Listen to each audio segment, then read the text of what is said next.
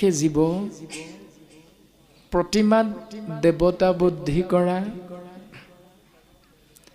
তীৰ্থ বুলি জলত শুদ্ধি কৰা, এই দুইটি ব্যৱস্থাতকৈ উত্তম ব্যৱস্থা হ'ল ভকতৰ সেৱা।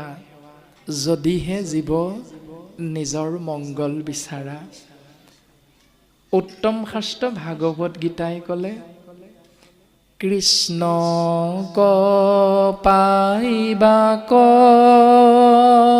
লাগি ভকতে সে পন্থা,